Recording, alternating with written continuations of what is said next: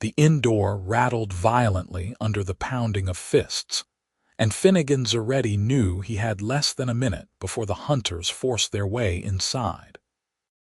He pressed his hand against the oak panel behind the kitchen pantry, feeling for the hidden latch his grandfather had installed 30 years ago, when smugglers still used the Crossroads Inn as a waypoint.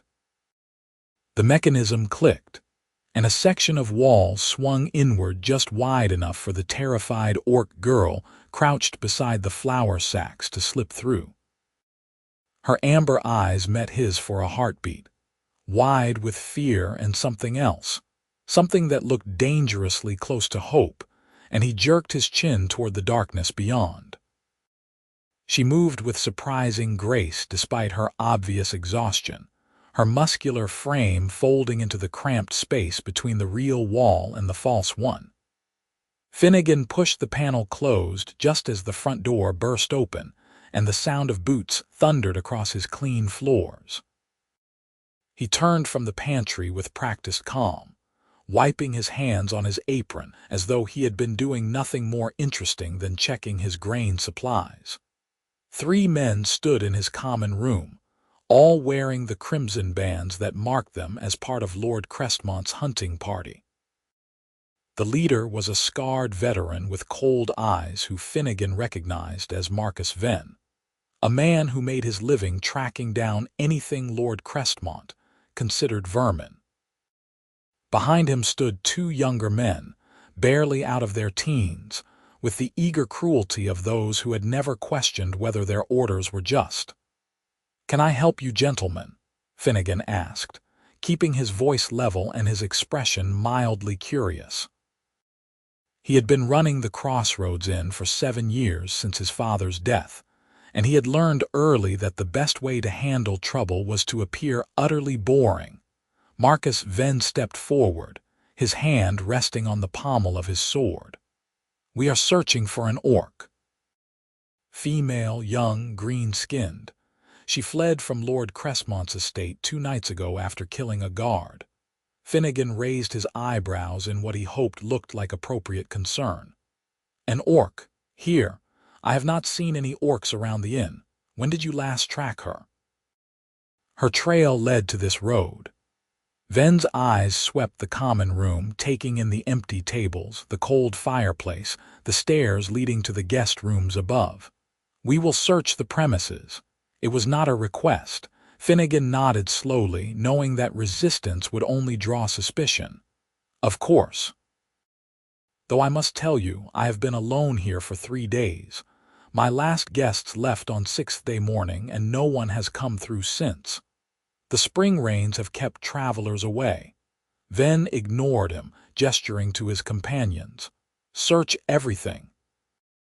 Every room, every closet, every space large enough to hide a body. If you find her, do not kill her unless she resists. Lord Crestmont wants her brought back alive." The 2 younger hunters moved immediately toward the stairs while Venn himself began a methodical inspection of the common room. Finnegan stayed by the kitchen doorway, forcing his breathing to remain steady as he watched Venn open the storage cupboard beneath the bar, peer into the woodbox beside the cold fireplace, and examine the shadows beneath the tables. From upstairs came the sounds of doors banging open, furniture being moved, and the occasional crash as something was knocked over. "You said she killed a guard?" Finnegan asked, more to break the tense silence than because he wanted information. "That seems unlike an orc." "I thought they preferred to avoid humans." Venn straightened from examining the floorboards near the hearth. "This one was different. Lord Crestmont purchased her from a slave trader 3 months ago. She was supposed to be docile, broken. Instead, she put a kitchen knife through Thomas Harker's throat when he tried to drag her to the breeding pens." Finnegan felt something cold settle in his stomach. He had heard rumors about Lord Crestmont's new enterprise, the way he was trying to breed orcs like livestock, but he had hoped they were exaggerations. "I see. Well, as I said, I have not seen any orcs. Perhaps she went into the forest instead of following the road." Perhaps. Ven moved toward the kitchen, and Finnegan had to force himself not to step into the man's path. Or perhaps you are lying. Why would I lie? Finnegan asked, genuinely curious. I have no love for orcs, and Lord Cressmont's goodwill is worth more to me than harboring a fugitive. It was a calculated statement, the kind of thing a practical innkeeper would say, and Finnegan hated himself a little for how easily the words came. But Ven seemed satisfied, nodding as he entered the kitchen. Finnegan followed, watching as the hunter opened cabinets, looked into the cold cellar where Finnegan kept his beer and preserved foods, and finally turned his attention to the pantry. Finnegan's heart hammered against his ribs as Ven stepped into the small storage room. The false wall was good work, nearly invisible if you did not know where to look, but it was not perfect. Anyone who measured the pantry from inside and compared it to the kitchen dimensions would notice the discrepancy. Ven ran his hands along the shelves, knocking on the walls as though listening for hollow spaces. His knuckles rapped against the false panel, and for a moment Finnegan was certain the game was up. But Ven only grunted and moved on, apparently satisfied that the solid sound meant solid wall. He emerged from the pantry, gave the kitchen one last sweeping glance, and returned to the common room just as the two younger hunters came downstairs. "Nothing up there," one of them reported.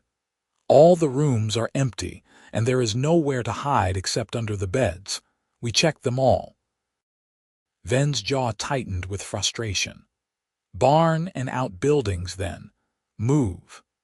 The three hunters left without another word, and Finnegan forced himself to wait a full minute before moving to the window. He watched them search his small barn, the storage shed where he kept tools and winter firewood, and even the outhouse. They spent nearly half an hour going through everything before finally mounting their horses and riding west along the road toward the forest edge. Finnegan waited another 10 minutes before returning to the pantry. He opened the false wall, and the orc girl practically fell out, gasping for air. The space behind the wall was cramped and poorly ventilated, and her face glistened with sweat. She looked up at him with those striking amber eyes, and for the first time, Finnegan got a clear look at her in decent light. She was young, probably no more than 20 summers, with the characteristic green skin of her people marked by darker patterns along her shoulders and arms. Her tusks were small and delicate by orc standards, barely protruding past her lower lip. Someone had cut her black hair short, and poorly, leaving it ragged around her pointed ears. She wore the remains of a servant's dress, torn and stained with dirt and what looked like dried blood. Despite her obvious exhaustion, her body was powerfully built, with the kind of lean muscle that came from hard labor rather than combat training. "Are they gone?" she asked, her voice rough from thirst and fear. Finnegan nodded. "For now, but they will be back, probably with more men." Lord Cressmont does not give up easily, especially when his property escapes. She flinched at the word property, and he immediately regretted his phrasing. "I apologize, that was crude. What is your name?" "Gracia." She pronounced it with a guttural emphasis that Finnegan could not quite replicate. "And you are the innkeeper who just saved my life." "Finnegan Zaretti. And I am not sure I saved your life so much as delayed your capture." He held out his hand to help her up, and after a moment's hesitation she took it. Her palm was rough with calluses, and her grip was stronger than his despite her exhausted state. "Come, you need water and food. When did you last eat?" "Yesterday morning." "I found some mushrooms growing near a stream." She followed him into the kitchen, moving carefully as though her body ached. Now that he was looking, Finnegan could see the bruises on her arms, the scrapes on her legs, and a particularly nasty cut on her left shoulder that had been crudely bandaged with strips torn from her dress. He pulled out a chair and pointed to it. "Sit." That shoulder needs proper attention before infection sets in." Gracia sat gingerly, watching him with wary eyes as he filled a cup with water from the pitcher and handed it to her. She drank it in 3 long swallows, and he refilled it immediately. While she drank the second cup more slowly, he gathered his medical supplies. Clean cloth, a bottle of strong spirits for cleaning wounds, needle and thread, and a jar of healing salve his mother had taught him to make from comfrey and lavender. "I need to see that shoulder," he said gently. Gracia hesitated, then tugged the torn dress aside to reveal the wound. It was deep, probably from a sword or hunting knife, and the edges were inflamed. Finnegan sucked in a breath. "This happened 2 nights ago. The guard cut me before I stabbed him." Her voice was flat, emotionless. "I did not want to kill him. I just wanted him to stop dragging me toward those pens." Finnegan poured spirits over a clean cloth and pressed it to the wound. Gracia hissed in pain but did not pull away. "What were they doing to you at Crestmont's estate? What do you think?" The bitterness in her voice was sharp enough to cut.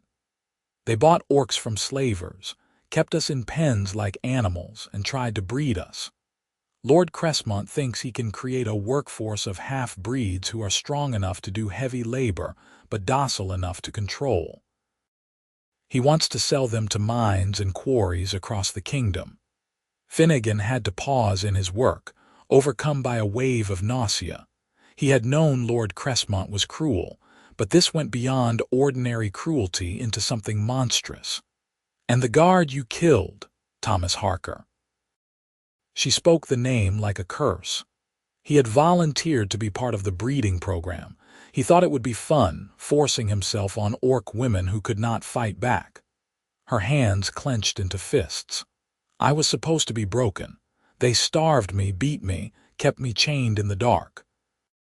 But when he came for me, when he put his hands on me and started tearing at my clothes, something inside me refused to break. I had hidden a paring knife from the kitchens, tucked it into my dress. When he pinned me down, I cut his throat." Finnegan threaded his needle, his hand steady despite the rage building in his chest. "You did the right thing." "The right thing," Gracia laughed, but there was no humor in the sound. "The right thing would have been dying before letting myself be captured. That is what my clan would say. I was caught by slavers 6 months ago when I wandered too far from our territory. A proper orc warrior would have fought to the death. Instead, I let them chain me. I let them sell me.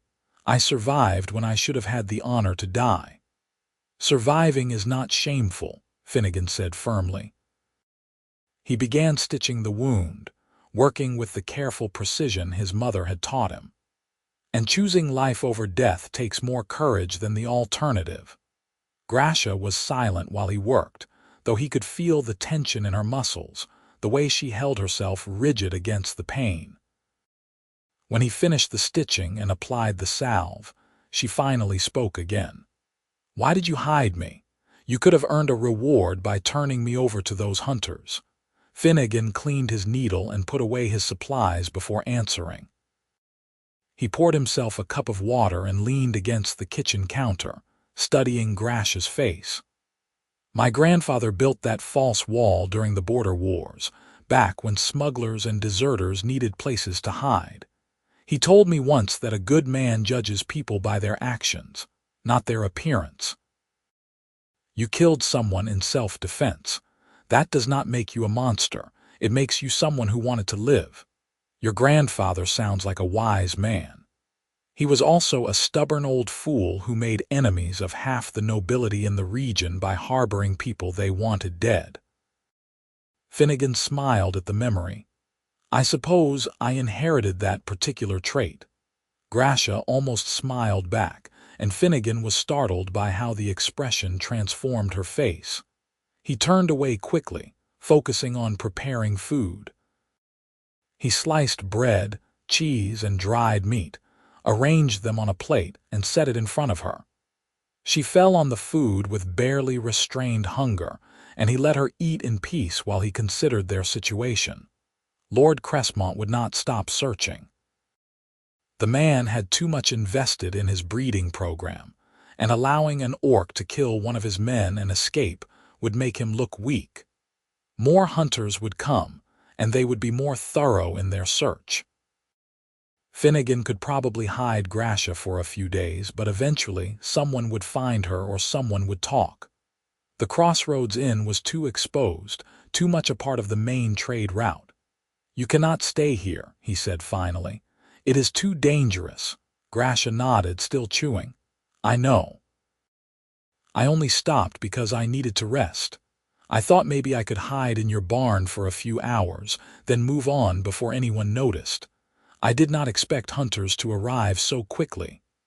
"Where were you planning to go?" "North, toward the Gray Mountains. There are orc clans there who live beyond the reach of human laws. If I can reach them, I might find sanctuary." She finished the last of the bread and looked up at him. "How far north is it?" 3 weeks on foot, maybe more if you are traveling through wilderness to avoid roads." Finnegan rubbed his jaw, thinking. "And you would need to cross Lord Crestmont's territory to reach the mountain passes. He will have patrols watching all the obvious routes. Then I will travel at night and hide during the day." Gracia stood, testing her shoulder with a wince. "Thank you for the help, Finnegan Zaretti. I will not forget your kindness." "Wait." The word came out before Finnegan had fully thought through what he was doing. "Wait. You are injured, exhausted, and you have no supplies. You will never make it 3 weeks through wilderness in your condition." "I have no choice." "You do have a choice." Finnegan took a deep breath, committing himself to something reckless and dangerous and probably stupid. "You can stay here while you heal. I will hide you, feed you, and when you are strong enough, I will help you reach the mountains." Gracia stared at him as though he had grown a second head. "Why would you do that? You could be arrested, maybe even executed if Lord Crestmont discovers you are harboring me." "Because it is the right thing to do." Finnegan met her gaze steadily. "And because no one deserves to be treated the way Crestmont treated you. So let me help." She studied him for a long moment, her amber eyes searching his face for signs of deception or ulterior motive. Whatever she saw there must have satisfied her, because she finally nodded. "All right. But only until I am healed. I will not put you in danger longer than necessary." "Good. Then that is settled." Finnegan glanced toward the window, checking the position of the sun. "It will be dark in a few hours. You should rest while you can. There is a guest room upstairs, second door on the left. It has a lock on the inside of the door if that makes you feel safer." The hunters already searched upstairs. "They did, but they are not likely to come back tonight. And if they do, you can slip into the hidden space behind the pantry again." Finnegan managed a reassuring smile. "Trust me, Gracia. I have been running this inn long enough to know how to keep secrets." She followed him upstairs, her movements cautious as though she expected a trap at any moment. Finnegan opened the door to the guest room and stood aside to let her enter. It was a simple space with a bed, a small table, a wash basin, and a window that overlooked the forest behind the inn. Gracia examined the room quickly, checking the window locks and the door, before turning back to him. "This is too much," she said quietly. "I am nobody, just a captured orc who got lucky with a knife. You should not risk yourself for me." "Everyone is somebody," Finnegan replied. "Now rest. I will bring up water for washing and some clean clothes if I can find anything that fits. We can worry about the rest tomorrow." He left her there and returned downstairs, his mind racing. What had he just committed himself to? Hiding an escaped orc from Lord Crestmont was not just dangerous, it was borderline suicidal. If he was caught, the best he could hope for was losing the inn and being thrown in prison. The worst did not bear thinking about, but when he closed his eyes, he saw Gracia's face, the fear and pain and desperate hope all mixed together. He saw the bruises on her arms and the wound on her shoulder. He thought about what she had told him. about the breeding pens and Lord Crestmont's monstrous plans. And he knew, with the kind of certainty that settled deep in his bones, that he could not have made any other choice. Finnegan spent the rest of the evening preparing. He filled buckets with water and carried them upstairs, along with soap and clean towels. He found an old shirt and breeches that had belonged to his father, larger than Finnegan's own clothes and more likely to fit Grasha's muscular frame. He checked his food stores and calculated how much extra he would need to buy from the village to feed 2 people, instead of 1, without raising suspicion. When he finally climbed into his own bed after midnight, exhaustion pulling at him like a heavy blanket, he lay awake staring at the ceiling. Somewhere above him, Grasha was sleeping in the guest room. Or maybe she was awake too, listening for the sound of approaching horses, ready to run at the first sign of danger. Finnegan wondered what her life had been like before the slavers caught her. Had she been happy? Did orcs experience happiness the way humans did? He realized how little he actually knew about her people, how much of what he thought he knew was probably prejudice and rumor. He fell asleep with those questions still circling his mind like restless birds. The next morning, Finnegan woke to find Grasha already in the kitchen. She had changed into the clothes he left for her, and though they were slightly too large, they fit well enough. She had also washed her face and tried to tame her ragged hair. She stood by the window, peering cautiously through the curtains at the road beyond. "Anything?" Finnegan asked, rubbing sleep from his eyes. "A farmer's cart went by about an hour ago, heading east. No hunters." She turned to face him, and in the morning light, he noticed details he had missed before.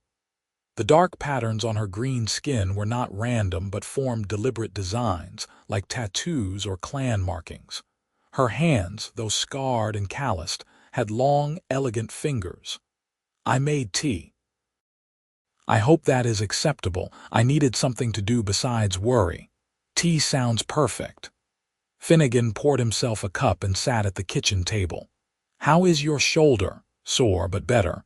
"Your stitching is good. Where did you learn?" "My mother was the local healer before she died. She taught me and my father both. When you run an inn on a trade route, you see plenty of injuries. Drunken fights, accidents with wagons, the occasional bandit attack." He sipped his tea, enjoying the warmth. "What about you? Did your clan teach you any healing skills?" Grasha sat across from him, cradling her own cup in both hands. "Some. Orc clans have shamans who know herb lore and bone setting, but I was training to be a hunter, not a healer. My skills were tracking, archery, and surviving in the wilderness." "Can you still track, even in unfamiliar territory?" "Yes." "Why?" Finnegan leaned forward, an idea taking shape. "Because if you are going to reach the Grey Mountains safely, you will need to know where Lord Crestmont's patrols are, and I cannot help you with that unless I know the land better. But if you can teach me tracking, maybe we can scout together, find safe routes north." Grasha frowned, clearly skeptical. "You want to come with me?" "Not all the way to the mountains. But I could guide you through the first part of the journey, at least as far as the Thornwood Forest. After that, you would be beyond Crestmont's regular patrols." Finnegan knew he was making this up as he went along, but it felt right.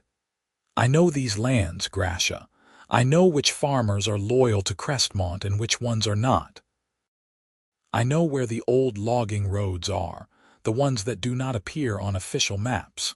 With my knowledge and your tracking skills, we could plan a route that avoids the most dangerous areas. And what happens to your inn while you are gone?" "I close it for a few weeks.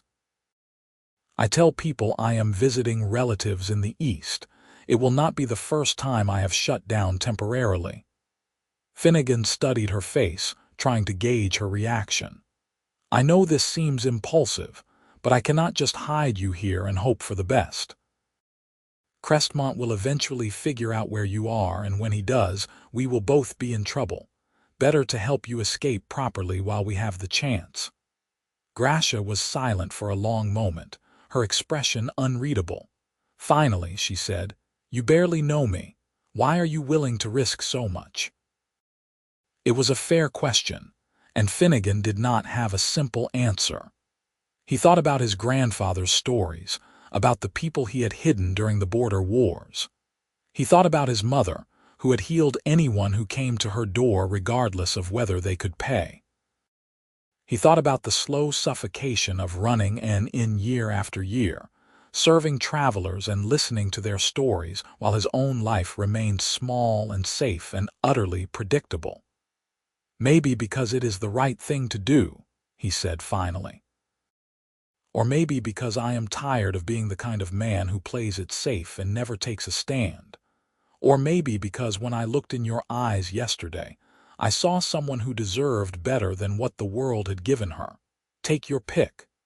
Gracia's expression softened slightly. "Your grandfather raised a good man.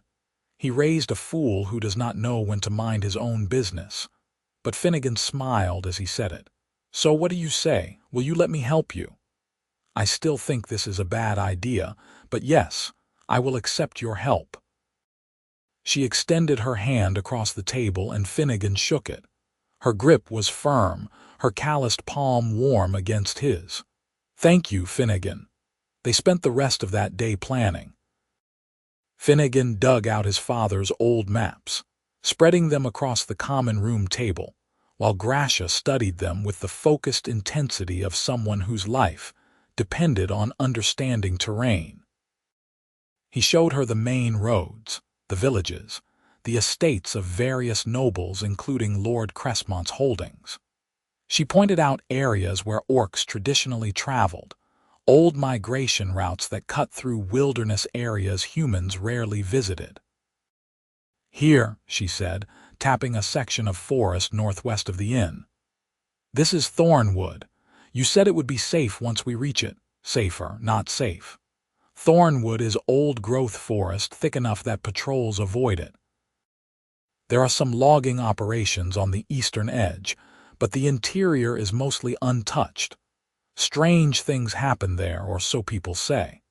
Travelers report seeing lights at night, hearing voices when no one is there.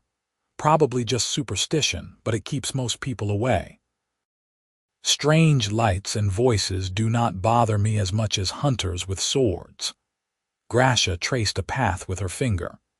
"If we could reach Thornwood, then travel northwest through the forest, we would eventually come out here, near the Coldwater River.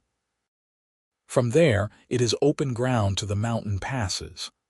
The open ground is the problem. You would be visible for miles. Not if I travel at night during the new moon, and orcs see better in darkness than humans. I could make it." She sat back, studying the map with a calculating expression. "The real challenge is getting to Thornwood without being spotted. We would need to cross 3 separate properties, including one that belongs to Lord Crestmont himself." Finnegan examined the map more closely. She was right. The most direct route to Thornwood ran straight through some of the most heavily patrolled land in the region. But there were alternatives, less direct paths that would take longer but might be safer. "What if we go around? Here to the west?" "It adds at least 4 days to the journey, but we would be passing through land owned by small farmers. They are less likely to have organized patrols. 4 more days is 4 more days that Lord Crestmont can organize his search. He is probably bringing in trackers from other estates by now, maybe even hiring mercenaries." Gracia shook her head. "Every day we delay makes it more dangerous. And every day you spend healing makes you stronger and faster when we do run. That shoulder wound needs at least a week before you can travel hard." Finnegan met her gaze steadily. "I know you want to run immediately, but patience is part of survival too." Gracia looked like she wanted to argue, but finally she nodded. 1 week. "We rest and plan for 1 week, and then we move." "Agreed." That week passed in a strange, suspended kind of peace. No hunters returned to the inn, though Finnegan heard rumors from the few travelers who did stop by that Lord Crestmont had tripled his patrols and was offering a substantial reward for information about the escaped orc. Finnegan kept Gracia hidden, either in the guest room or in the space behind the false wall when visitors arrived. He told people the inn was closing for repairs and turned away anyone who wanted to stay overnight. During the days, he and Gracia planned their route in exhaustive detail. She taught him the basics of tracking, how to read disturbed earth and broken branches, how to move quietly through brush, how to cover their trail behind them. He taught her about the local geography, pointing out landmarks and explaining which areas flooded during spring rains and which streams ran year-round. During the evenings, they talked. Finnegan learned that Gracia had been born in the Grey Mountains, part of a clan called the Stonebreakers. She had been training to be a hunter since childhood, learning to track elk and mountain goats through treacherous terrain. Her capture had been a fluke, a moment of carelessness when she wandered into lowland territory to investigate human settlements. The slavers had used nets and sedatives, overwhelming her before she could fight back effectively. Gracia learned that Finnegan had never wanted to be an innkeeper. He had dreamed of becoming a cartographer, traveling the kingdom and mapping unexplored territories. But his father's death had forced him to take over the family business, and those dreams had slowly faded into resignation. He had never married, never even courted seriously. The inn took all his time, and the few women in the area who might have been interested eventually grew tired of waiting for him to notice them. "So you have been alone here for 7 years?" Gracia asked one evening. They were sitting in the kitchen after dark, sharing a simple dinner of stew and bread. "That sounds lonely." "It is." Finnegan had never admitted that out loud before, but somehow it was easy to say to her. "I have customers and acquaintances, but no real friends, no family. Just me and this building and the endless routine of cooking and cleaning and managing supplies. At least you are free. You can leave whenever you want." "Can I?" Finnegan swirled the stew in his bowl. "If I abandon the inn, I lose my income, my home, everything my family built." "That is not really freedom. That is just trading one kind of trap for another." Gracia was quiet for a moment. "You are right. I am sorry. I should not have assumed your life was easier just because you are human. And I should not assume I understand what you have been through just because I have read books about orc culture." Finnegan managed a smile. "We are both ignorant in our own ways. Then we will learn together." She returned his smile, and Finnegan felt something warm unfurl in his chest. He looked away quickly, focusing on his stew and trying to ignore the way his heart had started beating faster. Over the following days, Finnegan began to notice things about Gracia that had nothing to do with planning their escape route. The way she moved, all coiled strength and economical grace. The way her laugh sounded when he told her stories about disastrous guests. A deep, genuine sound that made him want to keep talking just to hear it again. The concentration on her face when she practiced tracking in the woods behind the inn, reading stories in the dirt that he could barely see even when she pointed them out. He noticed the way she tilted her head when she was thinking, how she drummed her fingers against her thigh when she was anxious, the small scar above her left eyebrow that she had gotten in a childhood hunting accident. He noticed that she always woke before dawn, that she preferred her tea with honey but her stew without salt, that she had a habit of humming tunelessly while she worked. And he noticed, with a growing sense of alarm, that he was starting to look forward to their evenings together more than any other part of his day. On the 6th day, a rider came to the inn just after noon. Finnegan saw him approaching from the window and immediately called for Gracia to hide. She slipped into the space behind the false wall while Finnegan went to greet the visitor. The rider was young, probably a messenger or squire, wearing Lord Crestmont's colors. He dismounted and handed Finnegan a rolled parchment sealed with wax. "For the innkeeper of the Crossroads Inn. You are to read it immediately and confirm receipt." Finnegan broke the seal and unrolled the parchment. The message was brief and chilling. By order of Lord Edmund Crestmont, all property owners within his demesne are required to permit searches of their buildings and lands until further notice. Failure to comply will be considered obstruction of justice and punished accordingly. All residents are reminded that harboring fugitives is a crime punishable by imprisonment and confiscation of property. A reward of 50 gold crowns is offered for information leading to the capture of the escaped orc slave known as Gracia Stonebreaker. Finnegan read it twice, his blood running cold. 50 gold crowns was more money than most farmers saw in 5 years.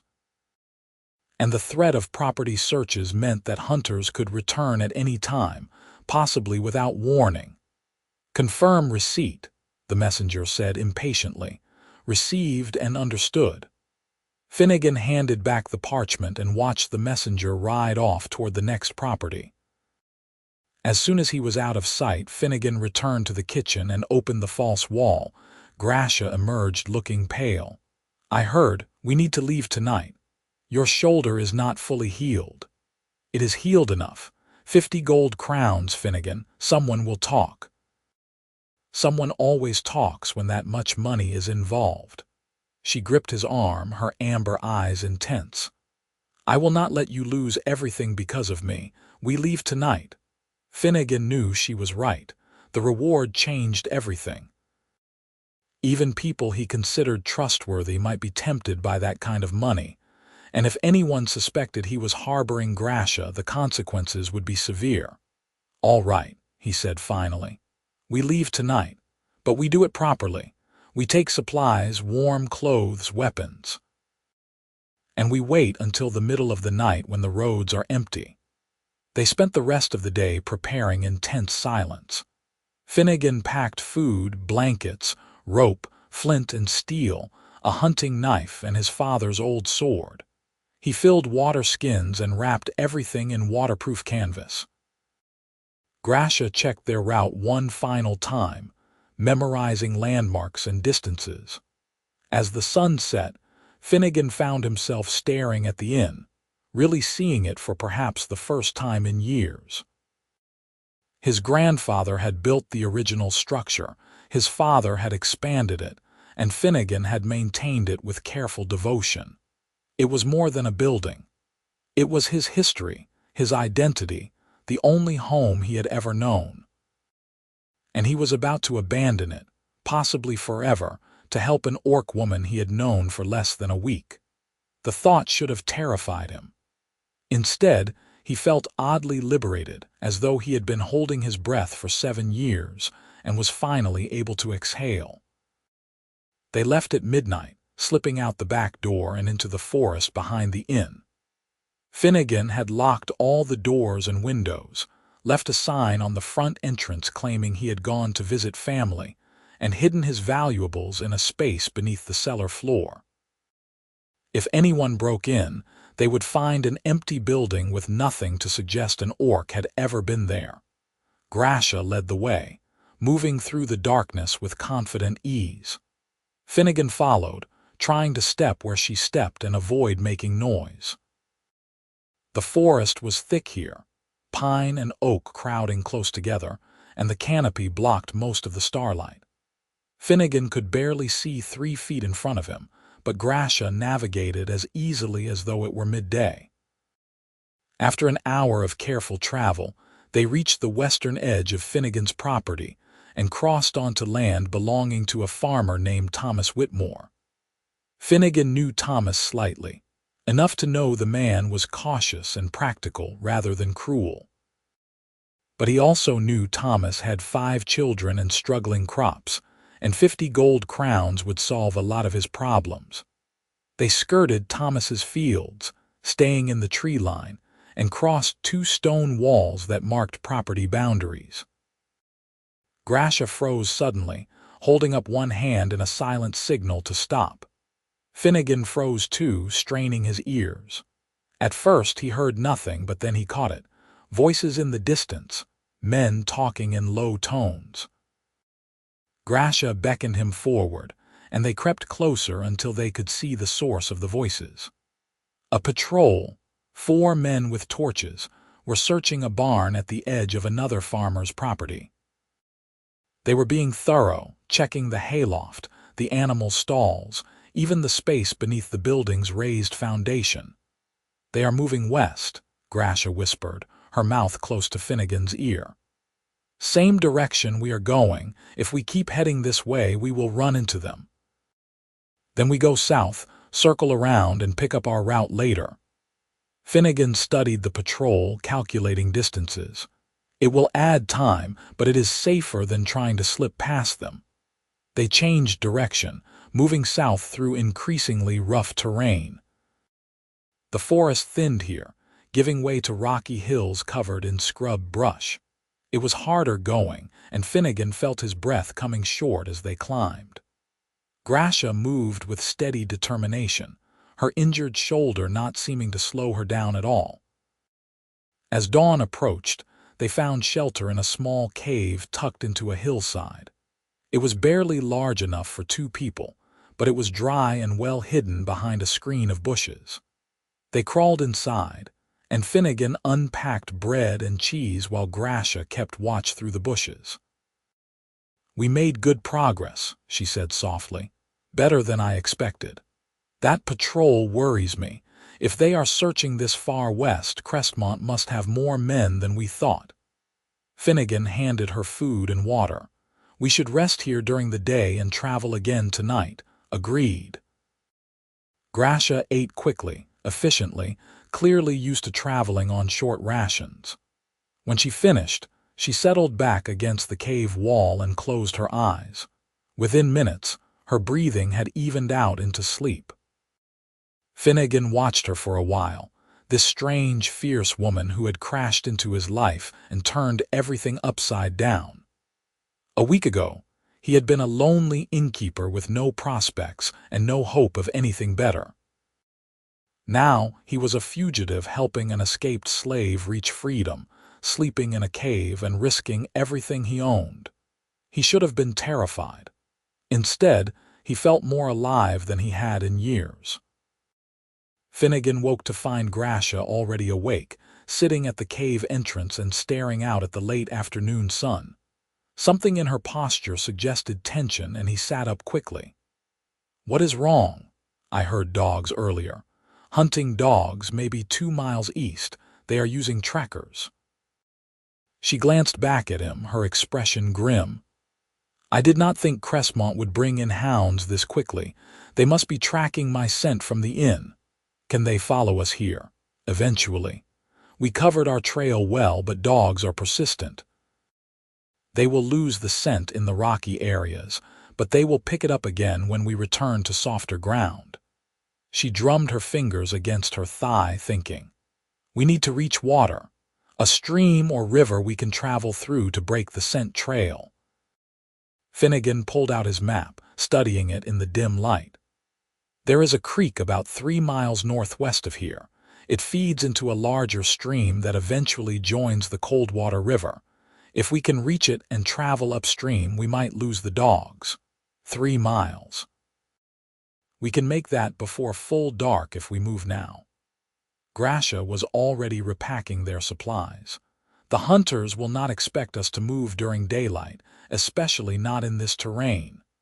They left the cave and moved quickly through the hills, abandoning stealth for speed. Finnegan's legs burned with the effort of keeping up, and his pack felt like it gained weight with every step. But Gracia never slowed, and he refused to be the one who fell behind. The sun was touching the western horizon when they reached the creek. It was shallow and cold, running fast over a bed of smooth stones. Gracia stepped into it without hesitation, and Finnegan followed. The water was shockingly cold, soaking through his boots and numbing his feet within minutes. But it would hide their scent, and that was worth any discomfort. They traveled upstream for over an hour, stumbling on slippery rocks and fighting the current. By the time they finally climbed out onto the far bank, Finnegan was shivering and exhausted. Gracia looked tired too, but she kept moving, leading them away from the creek and deeper into the forest. They walked for another 2 hours before Gracia finally called a halt. They were in thick pine forest now, the trees so close together that almost no undergrowth grew beneath them. The ground was carpeted with pine needles that muffled their footsteps. "We should be safe here for tonight," Gracia said, her voice hoarse with fatigue. "The dogs will lose our scent at the creek, and it will take them time to pick it up again." Finnegan dropped his pack and sat heavily on a fallen log. His feet ached, his legs trembled with exhaustion, and he was fairly certain he would be covered in bruises tomorrow. But they had made it farther than he had dared hope, and they were still free. Gracia sat beside him, close enough that their shoulders touched. The contact sent a jolt through Finnegan, a spark of warmth that had nothing to do with the chill air. He became acutely aware of her presence, the sound of her breathing, the faint scent of pine and sweat. "Thank you," she said quietly, "for coming with me, for risking everything." "You already thanked me, I know. But I do not think I really understood what it meant until now. You gave up your home, your safety, your entire life to help me. That is not something I can repay." Finnegan turned to look at her and found her already watching him. In the fading light, her green skin looked darker, almost black, and her amber eyes glowed faintly. She was beautiful, he realized, not in the conventional human sense, but in a way that was entirely her own. Strong and fierce and alive. "I do not want repayment," he said, surprised by how rough his voice sounded. "I just want you to be safe."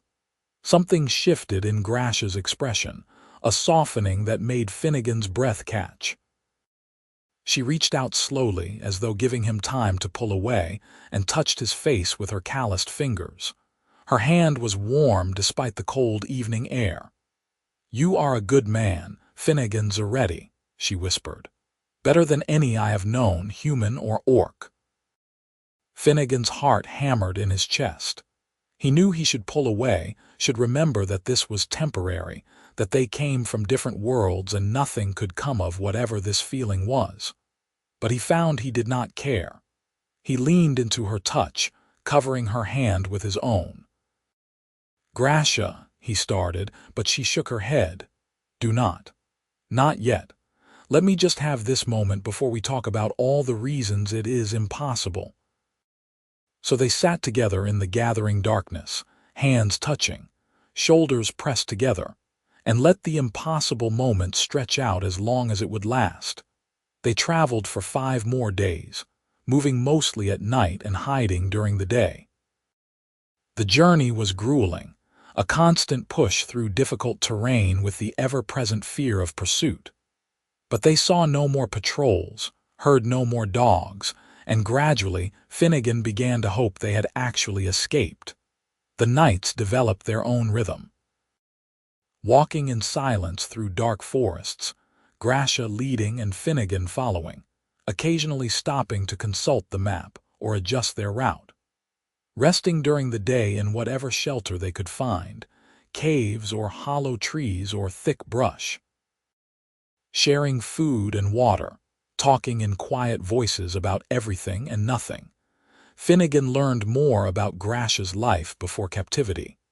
She had been happy in her clan, surrounded by family and friends who valued her skills.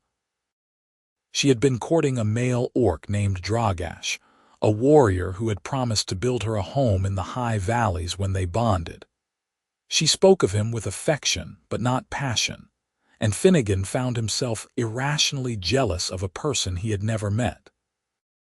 Gracia learned about Finnegan's parents, his childhood in the inn, his abandoned dreams of exploration. She listened to his stories with genuine interest, asking questions that showed she was really paying attention. She told him once that he had wasted his life playing it safe, and though the words stung, he could not argue with them. "But you are not playing it safe now," she added. "So maybe it is not too late to become the person you wanted to be." On the 6th night, they reached the edge of Thornwood Forest. Even in the darkness, Finnegan could sense the difference. The trees were older here, massive oaks and chestnuts that had stood for centuries. The air felt thicker somehow, charged with a presence he could not quite name. And there were sounds, strange rustlings and distant calls that did not quite match any animal Finnegan knew. "This is it," Gracia said, a note of relief in her voice. "Once we are inside Thornwood, Lord Cressmont's patrols will not follow.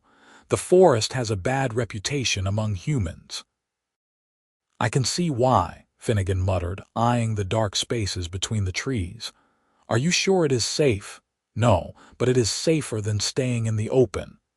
Gracia glanced at him, and even in the dim starlight he could see the concern on her face. "You do not have to come farther.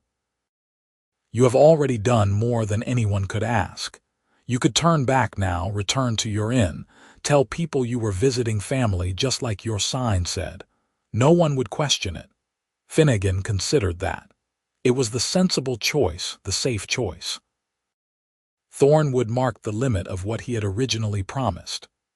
Gracia was strong enough to travel on her own now, her shoulder fully healed.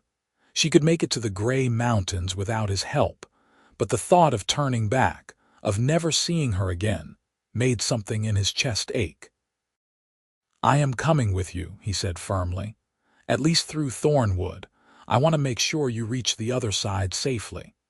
Gracia studied his face for a long moment, then nodded. "All right, but stay close to me.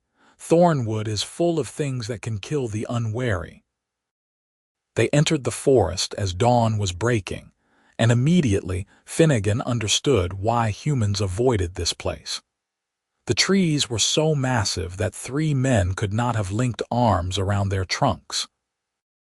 Their roots rose from the earth like the backs of sleeping giants, creating a landscape of wooden hills and valleys. The canopy was so thick that even midday would be twilight here, and the silence was profound, broken only by the occasional creak of wood or rustle of leaves. Strange mushrooms grew on the tree trunks, glowing faintly with their own light. Finnegan saw flowers he did not recognize, colors that seemed too vivid to be natural. And once, he could have sworn he saw a figure watching them from behind a tree, tall and thin with eyes that gleamed like foxfire. But when he looked directly at it, there was nothing there. "Do not look too closely at anything," Gracia warned. "And do not eat or drink anything you find here unless I say it is safe. Thornwood is old, older than humans or orcs. The things that live here do not follow the same rules as the rest of the world." They walked for hours, navigating by Gracia's sense of direction rather than the sun, which was invisible through the canopy. Finnegan's nerves were stretched taut, jumping at every sound, but nothing threatened them. The forest felt watchful but not hostile, as though it was simply curious about these intruders. As evening approached, they found a clear space among the roots of an enormous oak. Gracia deemed it safe enough to rest, and they made a cold camp, not daring to light a fire. Finnegan ate dried meat, and tried not to think about the eyes he could feel watching from the darkness between the trees. "How long until we reach the other side?" he asked quietly. 2 more days, maybe 3. Thornwood is vast, and we cannot travel in a straight line. We have to follow the paths the forest allows." Gracia sat with her back against the oak's trunk, her eyes scanning the darkness. "Try to sleep. I will keep watch." Finnegan wanted to argue that they should share watch duty, but exhaustion was pulling at him like a riptide. He wrapped himself in his blanket and lay down among the roots. The last thing he saw before sleep claimed him was Gracia's silhouette against the faint glow of the mushrooms, strong and vigilant. He woke to find her asleep beside him, her body curved protectively around his.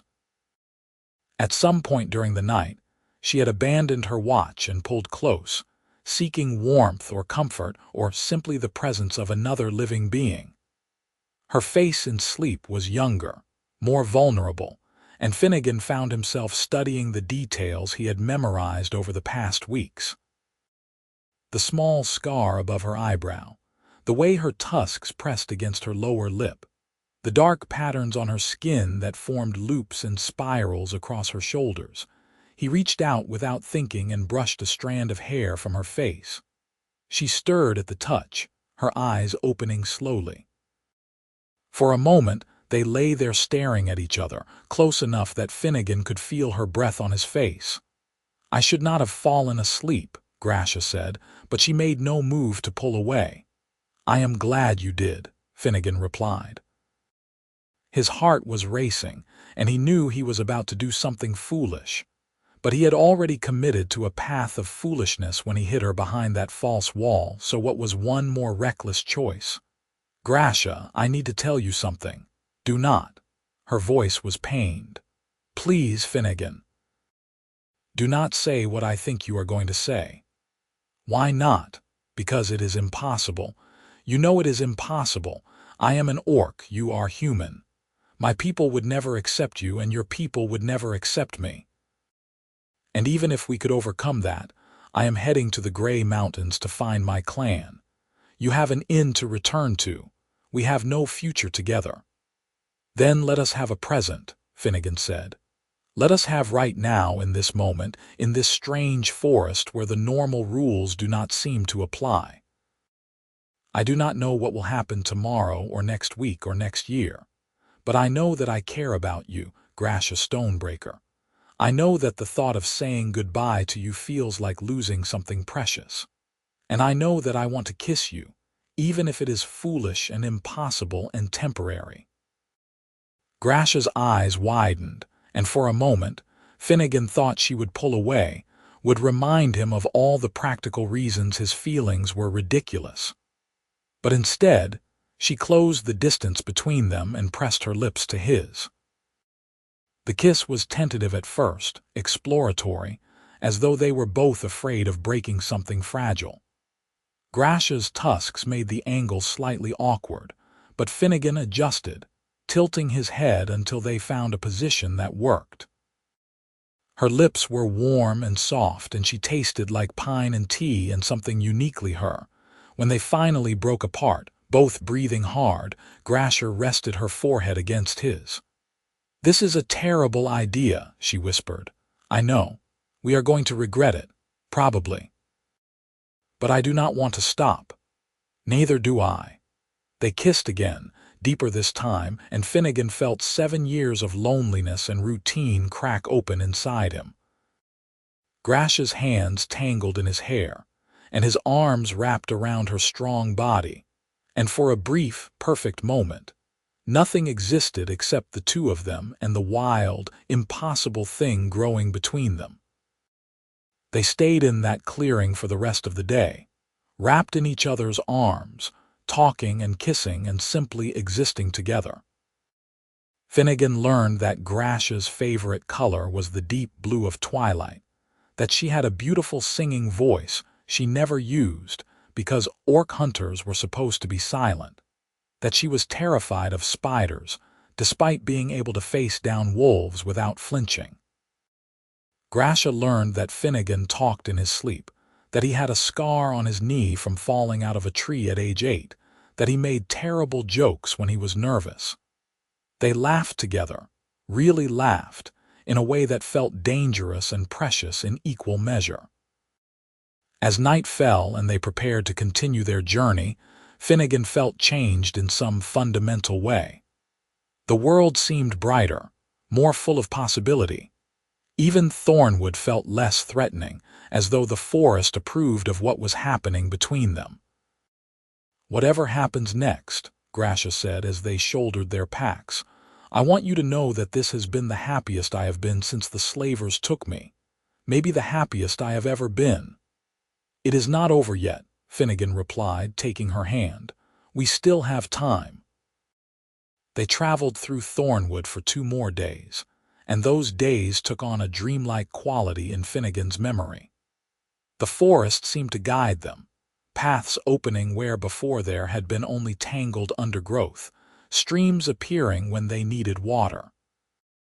They saw more of the strange, watching figures, but none approached or threatened. On the 3rd day, they emerged from Thornwood onto open ground.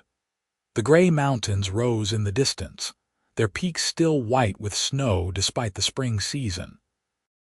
Between the forest and the mountains stretched rolling grassland broken by occasional stands of birch and aspen. 3 more days to the mountains, Gracia said, shading her eyes against the sudden brightness. "Maybe 4, and then you can turn back." Finnegan did not respond. He was trying to imagine returning to the inn, going back to his old life of serving travelers and cleaning rooms, and pretending he was satisfied. The thought made him feel hollow. They set out across the grassland, traveling during the day now since there was no cover for nighttime movement anyway. The weather was clear and warm, and for the first time, the journey felt almost pleasant. They saw herds of wild horses in the distance, and once spotted an eagle circling overhead. On the 2nd day in the grassland, they reached the Coldwater River. It was broader than Finnegan had expected, a swift-moving current of snowmelt that would be dangerous to cross. They followed it north, looking for a shallow point or a natural bridge. They found neither. What they found instead was a patrol. 6 men wearing Lord Cressmont's colors were camped by the river, their horses tethered nearby. They had clearly been there for some time, and from their positioning, it was obvious they were watching the river crossings. Finnegan and Gracia ducked behind a rise before they were spotted, their hearts pounding. "How did they get ahead of us?" Gracia whispered furiously. "They should not be this far north." Cressmont must have sent multiple patrols in different directions, hoping to cut off escape routes. Finnegan peered carefully over the rise, studying the camp. "Can we go around them?" "Not easily. The river is too fast to cross anywhere near here, and going around might take days. Days we do not have." Gracia's jaw tightened. "I could try to slip past them at night, use the darkness to— No. Too risky. If they catch you, everything we have done is for nothing." Finnegan's mind raced, considering options. What if we create a distraction, draw them away from the river long enough for you to cross? Finnegan, if they recognize you, you will be arrested for harboring me." "They do not know I am involved. As far as anyone knows, I am visiting relatives. I could approach the camp, claim I am a traveler looking for a safe river crossing. While they are talking to me, you slip downstream and ford the river." Gracia grabbed his arm. "That is too dangerous." If anything goes wrong, I will think of something. I am good at talking my way out of trouble." Finnegan tried to sound more confident than he felt. "Gracia, we are so close. You can see the mountains from here. I am not going to let Cressmont's hunters stop you now." They argued in fierce whispers for several minutes, but finally, Gracia agreed. It was the only plan that had any chance of working, and they both knew it. They spent the rest of the day preparing, with Gracia finding the best crossing point and Finnegan rehearsing his story. As dusk fell, Finnegan approached the patrol camp openly, waving and calling out in a friendly manner. The hunters immediately had weapons drawn, but they lowered them when they saw he was alone and unarmed. "Who are you?" demanded the patrol leader, a grizzled man with a sword scar across his cheek. "Finnegan Zaretti from the Crossroads Inn. I have been traveling east to visit my uncle, and I am trying to get back home. Is there a safe place to cross the river near here?" The patrol leader studied him suspiciously. "Zaretti, you are the innkeeper. We searched your property a week ago, did you? I was already gone by then. My uncle was ill and I had to leave quickly." Finnegan kept his expression neutral, concerned but not worried. "Did you find what you were looking for?" "We are searching for an escaped orc slave. Green-skinned female, young, dangerous. You have not seen anything like that on your travels. An orc, out here." Finnegan made his eyes widen with appropriate alarm. "No, thank the gods. I would not want to encounter one of those creatures alone." "Are you sure it came this far north?" The patrol leader's suspicion seemed to ease slightly. Finnegan was playing his role well, the nervous innkeeper worried about dangerous orcs. "We have reason to believe she is trying to reach the mountains. Lord Cressmont has patrols watching all the major river crossings." "Then I am glad I found you. Do you know where I can cross safely? I am anxious to get home." While Finnegan kept the patrol engaged with questions about river crossings and safe routes, he caught a glimpse of movement far downstream. Gracia, slipping into the water at the point they had chosen.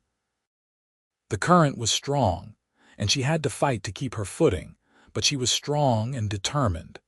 Finnegan forced himself to focus on the patrol leader, asking more questions, telling a rambling story about his uncle's farm.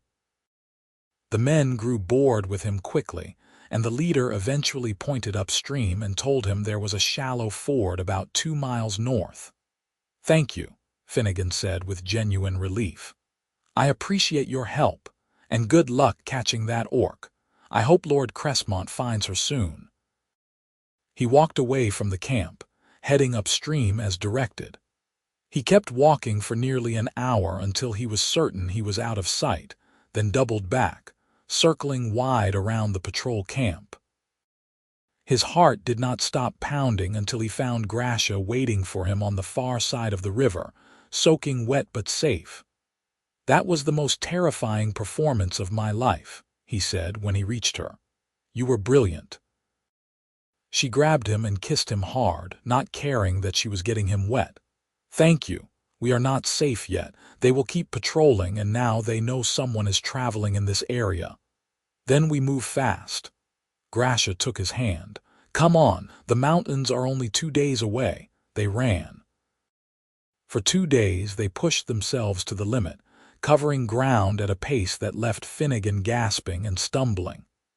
Gracia was relentless, pulling him along when he faltered, sharing her strength when his failed. The mountains grew closer with each passing hour, their peaks sharp against the sky. On the second day they entered the foothills. The terrain grew rocky and steep, but Gracia seemed to come alive in this environment. This was her homeland, the kind of country she had grown up in. She found paths that Finnegan would never have noticed, shortcuts through boulder fields and along ridge lines. They climbed until Finnegan's legs were screaming and his lungs burned, and then they climbed higher. As the sun began to set, they reached a high valley nestled between 2 peaks. And there, in the gathering dusk, Finnegan saw campfires. "My clan," Gracia breathed, her eyes filling with tears. "That is my clan's summer camp." They descended into the valley, and Finnegan became aware of orcs emerging from tents and caves to watch their approach. There were dozens of them, green-skinned and powerful, many wearing armor and carrying weapons. They did not look hostile, but they did not look welcoming either. An older female orc stepped forward, her gray-streaked hair braided with beads. Her eyes widened as she recognized Gracia. "Gracia. We thought you were dead. The scouts said you were taken by slavers months ago." "I was taken, grandmother, but I escaped." Gracia's voice shook with emotion.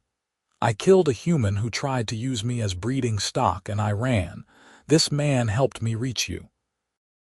His name is Finnegan, and I owe him my life." The grandmother orc's gaze shifted to Finnegan, and he found himself being evaluated with an intensity that made him want to squirm. "A human helped you. Why?" "Because it was the right thing to do," Finnegan said, keeping his voice steady. Gracia did not deserve what was done to her. No one does. Murmurs ran through the assembled orcs. Some looked skeptical, others curious. The grandmother studied Finnegan for a long moment before nodding slowly. "Then you are welcome in our camp, human. Any who helps a stonebreaker has earned our hospitality." Over the following days, Finnegan lived among the orcs and learned their ways. They were different from humans in many ways, more direct in their speech, more physical in their affection, less concerned with material possessions and more focused on clan bonds. But they were also more similar than he had expected. They laughed, they argued, they told stories around fires at night. They loved their children and honored their elders and grieved their dead. Gracia spent those days reconnecting with her family, hearing news of what had happened in her absence, falling back into the rhythms of clan life. And Finnegan, watching her, realized something that made his heart ache. She belonged here. This was her world, her people, her home, and he did not fit into it, no matter how welcome the orcs tried to make him. On the fifth night, Gracia found him sitting alone at the edge of the camp, staring out at the distant lowlands.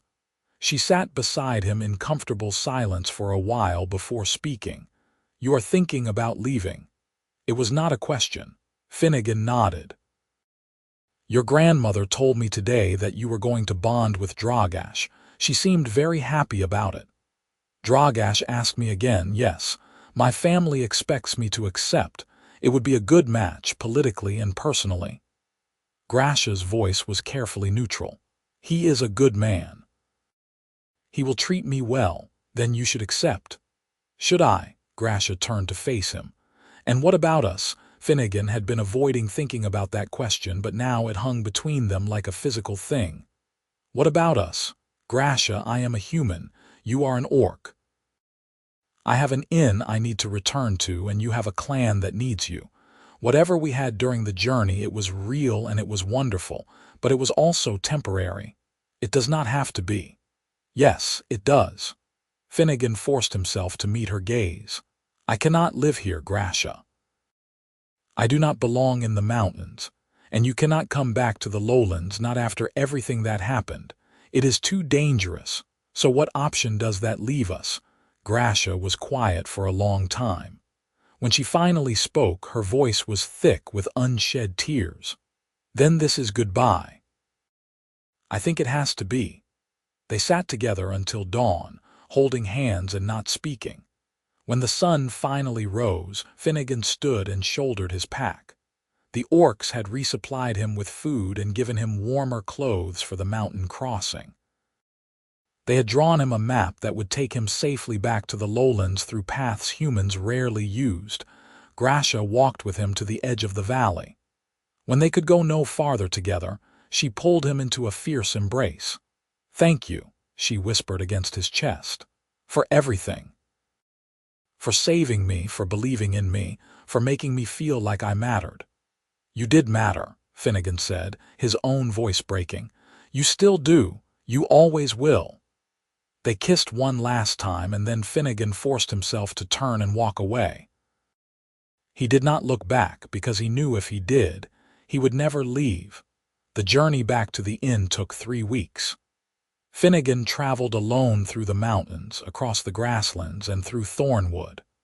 The forest seemed emptier without Gracia, the silence oppressive rather than peaceful. He crossed the Coldwater River at a different point, avoiding the patrol camp, and made his way back through the farms and properties he had passed weeks before. When he finally reached the Crossroads Inn, he found it exactly as he had left it. The sign still hung on the door claiming he was visiting family. The locks were undisturbed. Inside, dust had settled on the furniture, but nothing had been stolen or damaged. Finnegan opened the windows, lit the fire, and began the process of reopening the inn. Within a week, travelers started appearing again and life returned to normal. He served meals, cleaned rooms, listened to stories from the road. On the surface, everything was exactly as it had been before Gracia entered his life. But Finnegan was not the same. He found himself staring out the window at odd hours, wondering if she was safe, if she was happy, if she ever thought about him. He kept the false wall in the pantry even though he had no reason to use it, because it reminded him of the night he had made a choice to help someone who needed it. Months passed. Summer faded into autumn and autumn into winter. Finnegan ran his inn and smiled at customers and pretended his heart was not somewhere in the gray mountains with a green-skinned woman who had taught him how to live. Then, on a cold winter morning when frost covered the windows and the road was empty of travelers, someone knocked on the inn door.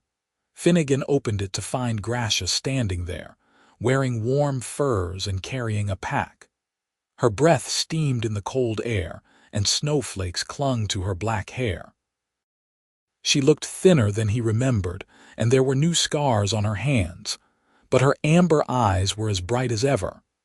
"I told Dragash no," she said without preamble. "I told my grandmother that I could not bond with him or anyone else, because my heart belonged to a stubborn human innkeeper who risked everything to help me. And then I left the clan and came here, because I decided that belonging to you was more important than belonging to a place." Finnegan stared at her, his mind refusing to process what she was saying. "You left your clan. Gracia, you cannot do that. You will be an outcast. You will have nowhere to go. I will have here." She stepped closer, her eyes searching his face. "If you will have me, I know it will be difficult. I know people will talk, that we will face prejudice and danger. But I have faced danger before, and I survived because of you. So I am choosing you, Finnegan, if you will choose me back." Finnegan's heart felt too large for his chest. He reached out and pulled her inside, into the warmth, into his arms, into his life. "Yes," he said simply. "Yes, I choose you. I will always choose you." They stood in the doorway of the Crossroads Inn, holding each other while snow fell softly outside. And Finnegan knew, with absolute certainty, that he had finally found what he had been searching for all those years. Not adventure or exploration or escape from routine. Simply this: someone to share his life with, someone who made the small moments feel significant, someone worth risking everything for. "We will make it work," he said into her hair. "I do not know how yet, but we will figure it out together." "Together," Gracia agreed. "I like the sound of that." In the months that followed, they learned how to build a life together. It was not easy. Some travelers refused to stay at an inn owned by a human who lived with an orc. Others came specifically because of the story, curious to see the unlikely couple. Lord Crestmont sent hunters one more time, but Finnegan had prepared for that possibility. He had acquired official documents from a sympathetic magistrate in a neighboring region that declared Gracia a free person, no longer property. The documents were of questionable legality, but they were enough to make Crestmont's hunters back off, at least for a while. Gracia adapted to life in the lowlands with the same determination she had shown on their journey. She learned to cook human food, to manage the inn's accounts, to deal with difficult customers. She also taught Finnegan more about tracking and wilderness survival, and together they sometimes ventured into the forests for supplies or simply to escape the confines of the inn. Some people accepted them, others did not, but Finnegan found he cared less about others' opinions than he once would have. He had Gracia, and that was enough. A year after Gracia arrived at the inn, they held a bonding ceremony. It was a small affair, attended by a handful of friends who had proven themselves trustworthy and open-minded. They combined human and orc traditions, exchanging rings and vows under the open sky. Gracia's grandmother sent a message from the mountains, not quite approval but not quite condemnation either. She said that Gracia had chosen her path, and the Stonebreakers would not interfere. It was more than Finnegan had hoped for. They talked sometimes about the future, about whether they would always run the inn, or if they might someday travel as Finnegan had once dreamed. They talked about children, though neither knew if such a thing was possible between their peoples. They talked about growing old together, about facing whatever challenges came next as a team, but mostly they lived in the present, finding joy in ordinary moments. Gracia laughing at one of Finnegan's terrible jokes, Finnegan watching Gracia work in the garden she had planted behind the inn. Quiet evenings by the fire with their hands intertwined. Waking up together each morning knowing they had chosen each other, and would continue choosing each other no matter what the world threw at them. On a spring evening 2 years after Gracia had first hidden behind the false wall, they stood together in the doorway of the inn watching the sunset. The road was empty, the day's work done, and the air smelled of rain and fresh grass. "You ever regret it?" Finnegan asked. "Leaving your clan, coming here, choosing this life instead of the one you were supposed to have?" Gracia leaned her head on his shoulder, and he felt her smile against his neck. "Every day I wake up beside you, I know I made the right choice. You gave me freedom, Finnegan. Not just from Crestmont's chains, but from the expectations of what an orc should be, what I should want. You saw me as a person, not as property or as a monster. How could I regret that? I was just an innkeeper who did not blink when hunters searched my rooms," Finnegan said softly. "You were the man who hid me behind a false wall and risked everything to help me reach safety. You were the man who fell in love with me somewhere between the inn and the mountains, even though it was impossible and dangerous and foolish." Gracia lifted her head to look at him, her amber eyes warm with affection. "You were exactly who I needed you to be, and you still are." Finnegan kissed her then, there in the doorway with the sunset painting the sky in shades of gold and pink. And he knew that this, right here, was his happy ending. Not dramatic or perfect, but real and hard-won and entirely theirs.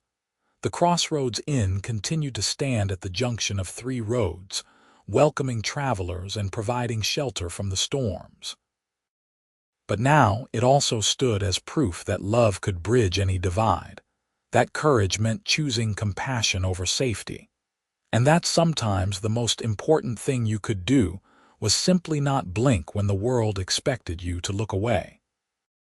Finnegan and Gracia lived their lives together at the inn, facing challenges and celebrating victories, building something beautiful and lasting from the impossible connection forged during those desperate days of flight and pursuit. They grew older together, their love deepening with each passing season, and neither ever regretted the choices that had brought them to this place, this life, this happiness. And if sometimes travelers passing through the Crossroads Inn asked about the orc woman who ran the kitchen, or the human man who had defied a lord to save her, they would simply smile and say that love makes fools of us all. But some kinds of foolishness are worth embracing, especially when they lead to a life filled with meaning, purpose, and the simple joy of waking up each morning beside the person you chose and who chose you in return. Years later, when Finnegan was gray and Gracia's hair had streaks of silver, they would sit together in the evening and remember that first night, when hunters pounded on the door and Finnegan had to decide in seconds whether to risk everything or play it safe. They would remember the hidden space behind the false wall, the desperate flight through thornwood, the impossible kiss in a forest clearing where normal rules did not seem to apply.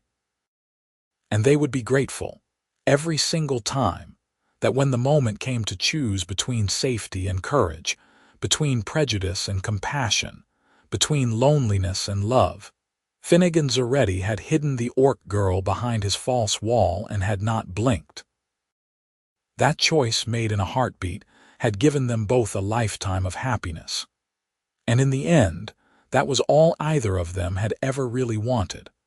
A chance to live fully, to love deeply, and to prove that sometimes the impossible could become gloriously, wonderfully real.